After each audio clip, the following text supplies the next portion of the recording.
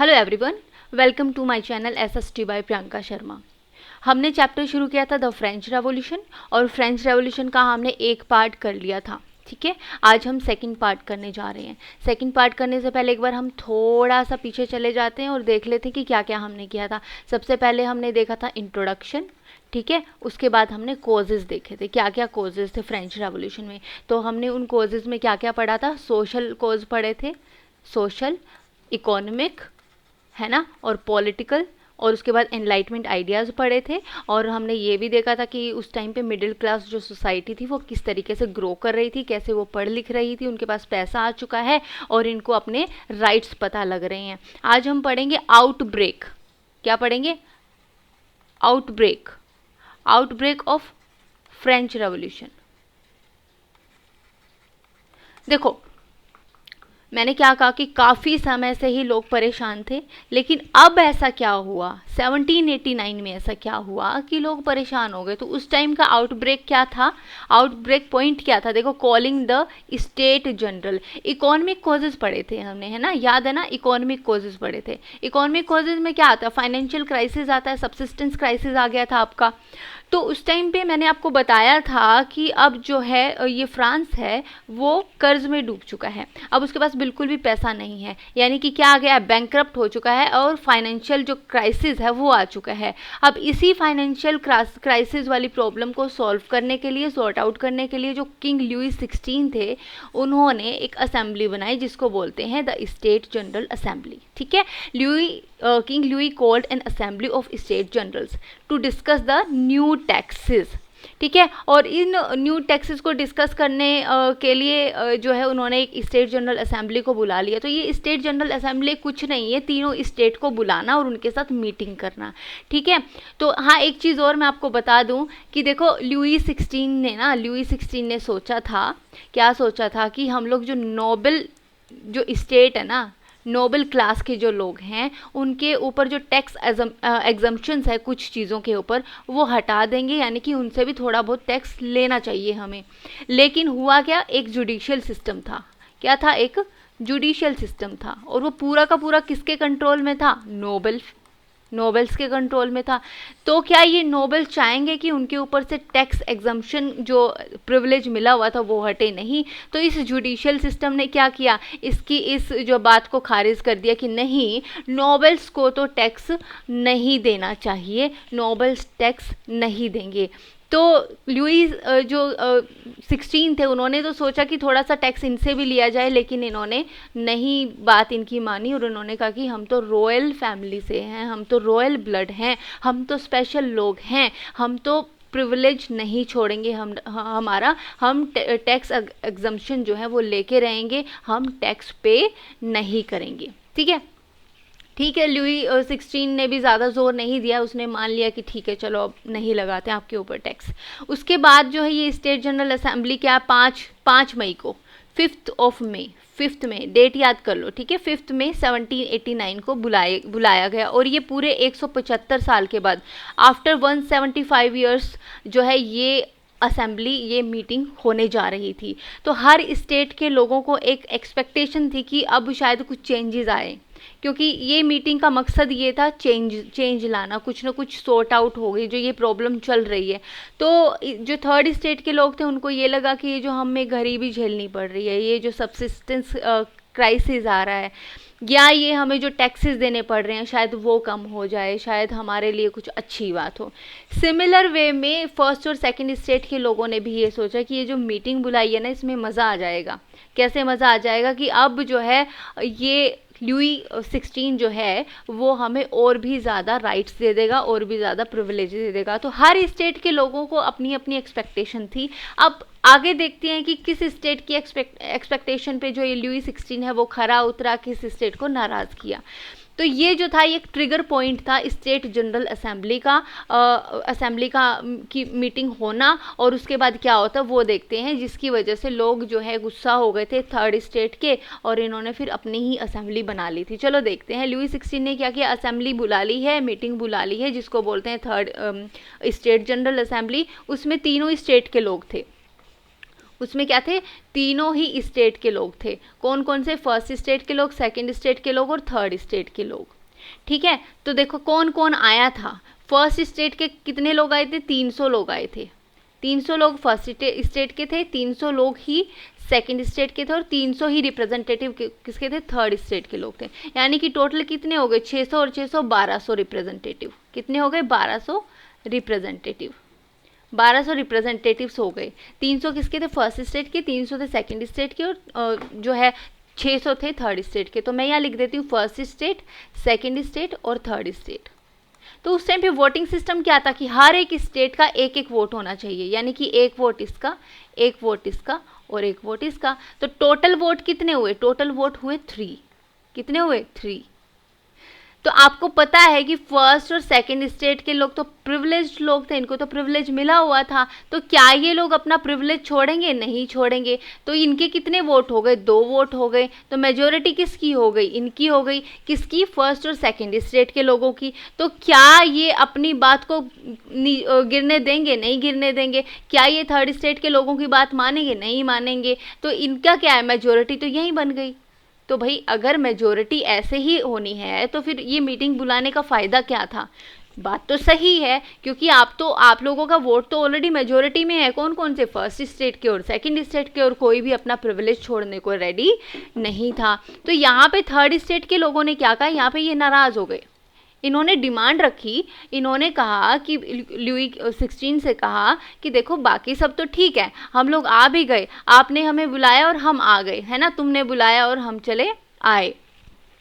तो third state के लोगों ने कहा कि बाकी सब तो ठीक है, हम आ भी गए, लेकिन ये जो आपका वोटिंग सिस्टम है ना, हम इससे क्या है, हम इससे बिल्कुल भी खुश नहीं हैं। हम इससे बिल्कुल भी खुश नहीं हैं। आपको क्या करना चाहिए कि हर एक रिप्रेजेंटेटिव का एक वोट होना चाहिए। टोटल रिप्रेजेंटेटिव कितने हैं, 1200। तो वोट भी कितने होने चाहिए, 1200, है ना, पर पर्सन एक वोट होना चाहिए। तो यहाँ पे लुई 16 ने बात इनकी नहीं मानी। ठीक है, तो देखो, peasants, artisans and women were not allowed. ठीक है, they send 40,000 letter through representatives. उन्होंने 40,000 लेटर्स लिखे। क्या आपको लगता है कि कोई ये 40,000 लेटर पढ़ेगा, नहीं पढ़ने वाला कोई, है ना। तो इस तरीके से मैं बताती हूँ कि जो गरीब लोग थे और ये जो औरतें थी, इनको अलाउड किया ही नहीं गया था। और गया कौन था फिर, अगर इनको अलाउ नहीं किया गया था तो गए थे अमीर लोग। थर्ड स्टेट के जो अमीर लोग, जो थोड़े बहुत एडुकेटेड लोग थे, वो गए थे। तो यहाँ पे इनकी बात क्या है, यहाँ पे जो है यहाँ पे डिसएग्रीमेंट आ गया, यहाँ पे डिस्प्यूट हो चुका है।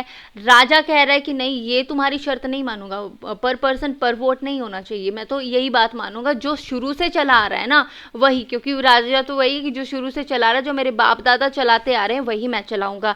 तो पर पर्सन नहीं, पर स्टेट पर वोट होना चाहिए। तो यहाँ से कहते हैं कि हम अपनी इंसल्ट करवाने थोड़ी आए हैं, हम लोग तो जा रहे हैं। तो थर्ड स्टेट के लोग यहाँ से इस असेंबली से, इस मीटिंग से जो है इस मीटिंग को छोड़ करके चले जाते हैं। ठीक है, तो ये इस तरीके के, ये जो लोग खड़े हैं ना, आपको दिख रहे हैं ये जो खड़े लोग हैं, ये कौन है, ये थर्ड स्टेट के लोग खड़े होते हैं उसमें। ठीक है, और बाकी जो बैठे लोग हैं वो कौन है, वो फर्स्ट और सेकंड स्टेट के लोग हैं। तो ये जो फर्स्ट और सेकंड स्टेट के लोग हैं, ये बैठे हैं, जिनको बिठाया गया है। यहाँ पे भी देख लो, मीटिंग में भी कितनी ज़्यादा पार्शियलिटी थी। थर्ड स्टेट के लोगों को, ये जो खड़े हुए दिख रहे हैं, ये थर्ड स्टेट के लोग हैं, 600 लोग हैं, इनको खड़ा करके रखा गया, और बाकी क्या है, बाकी सब बैठे हैं। तो ये देखो, the delegates of the third state insisted that 3 state meet together that the vote be taken by head rather than by order, यानी कि पर हेड पर वोट। ठीक है, थर्ड स्टेट ने क्या कहा, पर हेड पर वोट, पर हेड पर वोट, ये कहा थर्ड स्टेट ने। लेकिन जो किंग था वो क्या कह रहा था, पर स्टेट या फिर पर ऑर्डर पर वोट। उलझ गए। Since there were far more delegates from the third state. देखो, अब देखो यहाँ पे फर्स्ट और सेकंड स्टेट कैसे डरते हैं। थर्ड स्टेट से कितने लोग आए थे, 600 लोग आए थे। ठीक है, 600 तो यही हो गए, टोटल वोटिंग कितनी है, 1200 की है, तो 600 तो इनकी है ही है वोट। लेकिन ये जो बाकी 600 बचे हैं ना फर्स्ट और सेकंड स्टेट के, इनमें भी कुछ लोग ऐसे थे जो आम जनता को सपोर्ट करते थे, जो थर्ड स्टेट को सपोर्ट करते थे, यानी कि इनमें से उठ करके एक भी वोट इनके पास चला गया और इनके पास 601 वोट हो गए 1200 में से, तो मेजोरिटी से कौन जीतेगा, थर्ड स्टेट जीत जाएगा। ये तो डर हो गया था फर्स्ट स्टेट के और सेकंड स्टेट के लोगों को, है ना। तो since there were far more delegates from the third state, this plan would give them a majority. The king refuse to grant their request, the third state refuse to budge. ठीक है ना, third state ने मना कर दिया अपना decision वापस लेने से कि हम लोग पर हेड पर वोट अगर आप करते हो, ये हमारी बात मानते हो तो ठीक है, नहीं तो हम जा रहे हैं, नहीं तो हम अपने जो है ये बात हम स्ट्रांगली रख रहे हैं और हम इस बात से पीछे नहीं हटेंगे। ठीक है, तो यहाँ पे वो निकल गए हैं। निकलने के बाद इकट्ठा कहाँ हुए, टेनिस कोर्ट ओथ। ठीक है, टेनिस कोर्ट में इकट्ठा हुए। आगे हम बात करते हैं टेनिस कोर्ट ओथ की। तो ये इकट्ठा हुए टेनिस कोर्ट में। इसकी भी कहानी है, इसकी भी एक स्टोरी है। ऐसा क्या रीज़न था कि इनको ये जो है टेनिस कोर्ट में इकट्ठा होना पड़ा इनको, बाकी क्या इनको और कोई ग्राउंड नहीं मिल रहा था, बाकी और कोई जगह नहीं मिल रही थी इनको, गैदरिंग की बिल्कुल भी नहीं मिल रही थी। ये जो किंग लुई 16 था ना, इन्होंने जितना कोशिश करा कि इनको कोई भी जगह ना मिले गैदरिंग करने की, ये कहीं भी इकट्ठा ना हो पाए। फिर इनको लास्ट में किसी की सजेशन पे मिला टेनिस कोर्ट, तो यहाँ पे ये इकट्ठा हो गए। So the third state boycotted the meeting of the state general and declare itself as the national assembly. अब अपने आप को क्या बोल दिया, अब अपने आप को थर्ड स्टेट बोल रहा है, we are the national assembly, we are the representative of France. ठीक है, considering itself to be the representative of all the whole nation, right. तो ये जो लोग थे नेशनल असेंबली के, ये अपने आप को क्या कहने लग गए, पूरे नेशन के रिप्रेजेंटेटिव बोलने लग गए। ठीक है, and call its assembly on 20 June at near by tennis court. देखो ये जो डेट्स है वो याद रख लेना, 5th ऑफ मई 1789 को बुलाया गया स्टेट जनरल असेंबली। अब क्या 20 जून को क्या हो रहा है, वो चले तो गए, तो कितने बहुत सारे दिन का फर्क हो गया ना। इतने दिन तक इनको जगह नहीं मिल रही थी कि कहाँ गैदरिंग हो, एंड में आके इनको टेनिस कोर्ट में जगह मिली है, तो टेनिस कोर्ट में ये लोग इकट्ठा हुए हैं। ठीक है, तो 20 जून को ये लोग टेनिस कोर्ट में इकट्ठा हुए और अपने आप को क्या कह दिया, नेशनल असेंबली जो है घोषित कर दिया। ठीक है, और अपने आप को कह दिया कि we are the representative of the whole nation. ठीक है, तो they were led by Mirabeau and Abbé Sieyès. तो ये मिराबियो और आबे सीए कौन है, ओनली फर्स्ट और सेकंड स्टेट के लोगों में से। मैंने कहा ना कि फर्स्ट स्टेट और सेकंड स्टेट के लोगों में से भी कुछ जो है लोग समझदार ऐसे हैं, वाइज लोग ऐसे हैं जो थर्ड स्टेट के लोगों को सपोर्ट करते थे। उनमें से मैं एग्जांपल दे रही हूँ। तो कौन कौन है, मिराबियो और आबेसीबे। तो ये जो मिराबियो जो था वो नोबल फैमिली से बिलोंग करता था। ये जो आबेसीए था ये कौन था, ये था क्लर्जी। ठीक है, ये क्लर्जी था, लेकिन ये जो दो तरह के क्लर्जी होते हैं। ठीक है, तो ये जो था लो उसमें आता था क्लर्जी में। जैसे कि फॉर एग्जांपल मैं बता दूं कि अगर आप टेंपल में भी जाते हो तो एक जो होता है हेड होता है, पुजारी जो है प्रीस्ट होता है, एक हेड होता है और उसके फिर नीचे भी और बहुत सारे जो है काम कर रहे होते हैं पुजारी, है ना। तो जो नीचे काम करने वाले जो क्लर्जी थे ये आबेसी उनमें से था। ठीक है ना। तो the national assembly took an oath that, क्या ओथ ली इन्होंने, the assembly would not be dissolved until a constitution was drawn up that curtailed the power of the monarch।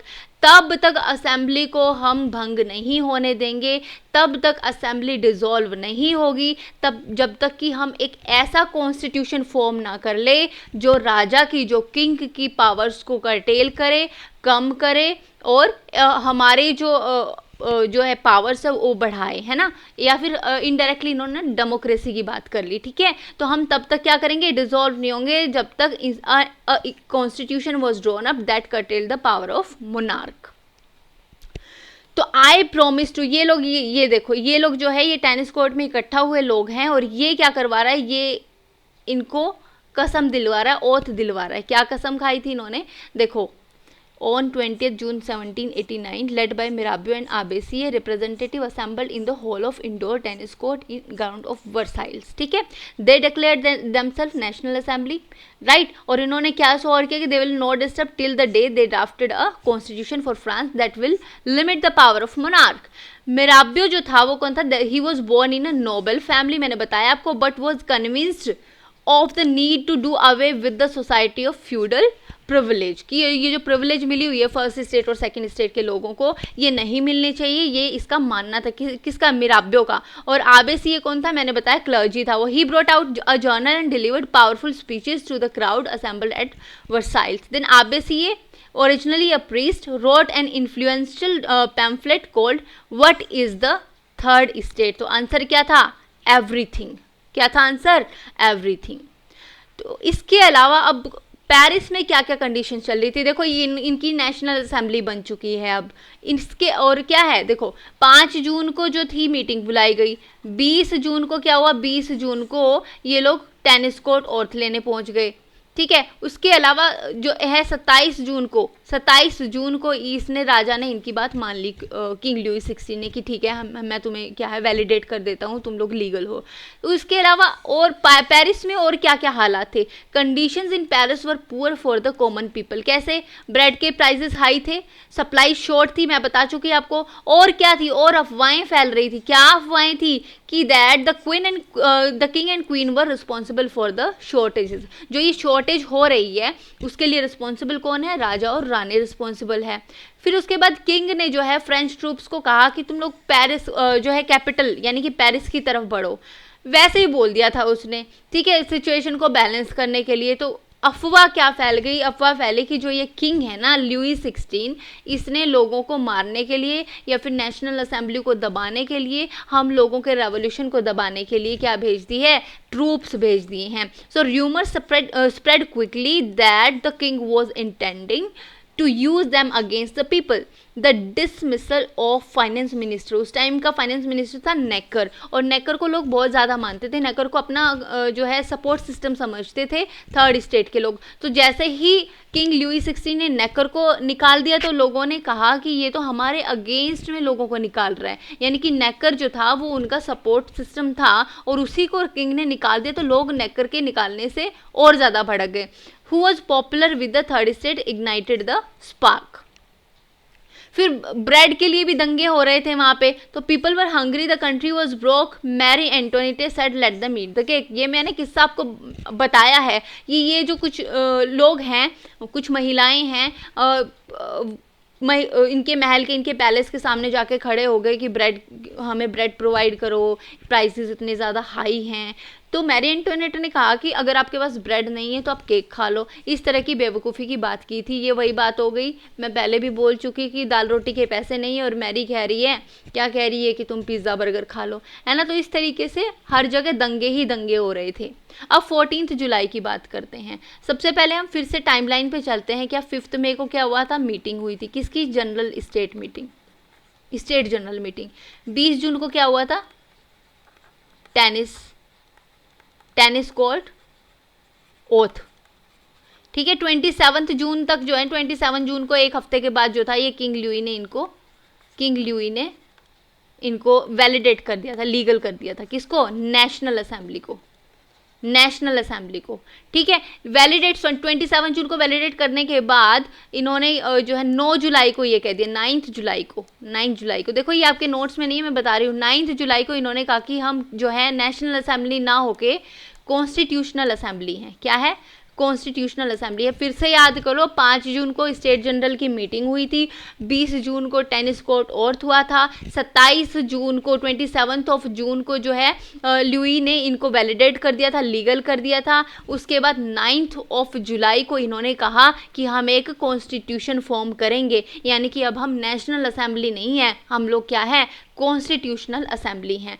तो जब तक ये जो नेशनल असेंबली थी वो कॉन्स्टिट्यूशन फॉर्म कर रही थी, नेशनल असेंबली कह लो या फिर कॉन्स्टिट्यूशनल असेंबली कह लो, ठीक है ना। एक बात है, कंफ्यूज नहीं होना है, ठीक है। वैसे क्योंकि वो असेंबली जो कॉन्स्टिट्यूशन फॉर्म कर रही है उसको कॉन्स्टिट्यूशनल असेंबली कहते हैं, ठीक है। तो कॉन्स्टिट्यूशन कौन फॉर्म कर रही थी? यही नेशनल असेंबली, जो कि अब कॉन्स्टिट्यूशनल असेंबली हो चुकी है। तो हम लोग नाम ले रहे हैं नेशनल असेंबली का ही, ठीक है। तो कंफ्यूज नहीं होना, एक ही बात है नेशनल असेंबली और कॉन्स्टिट्यूशनल असेंबली। तो जब तक क्या ये अपना कॉन्स्टिट्यूशन फॉर्म कर रहे थे, तैयार कर रहे थे, the third state acted on a rumour that the king was planning a military against the national assembly. अब फिर से क्या मिलिट्री अटैक करवाने जा रहा है, कौन? किंग। किसके अगेंस्ट? नेशनल असेंबली के अगेंस्ट। क्यों? क्योंकि ये कॉन्स्टिट्यूशन फॉर्म करने जा रहे थे।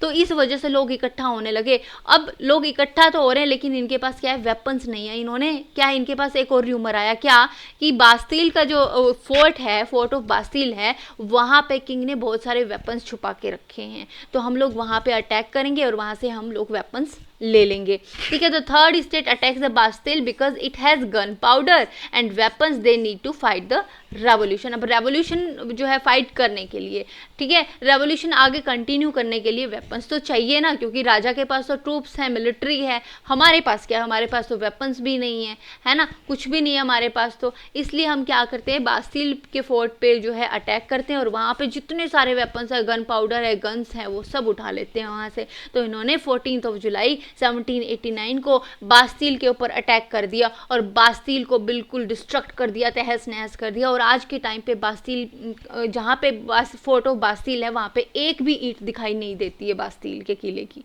मतलब वहाँ पे नामो निशान नहीं है। और इसको जो है फ्रांस के लोग जश्न के रूप में मनाते, सेलिब्रेट करते हैं इसको। किसको? 14 जुलाई 1789 को। और इसी को कहते हैं पेरिस डे, पेरिस डे, ठीक है। क्योंकि बास्तील के फोर्ट को लोग जो है वैसा सिंबल देखते थे कि मोनार्क सिस्टम का, ठीक है ना, मोनार्की का जो सिंबल देखते थे बास्तील को। तो जैसे ही बास्तील के फोर्ट को तोड़ा गया, इन्होंने कहा कि मोनार्की भी ख़त्म हो गई है अब हमारी तरफ से, है ना। तो इसलिए इन्होंने इस दिन को 14 जुलाई को मनाया पेरिस डे। तो ये जो है उसमें जब बास्तील के ऊपर अटैक हुआ था, कितने लोग मारे गए थे, उस सब की डिटेल्स है ना।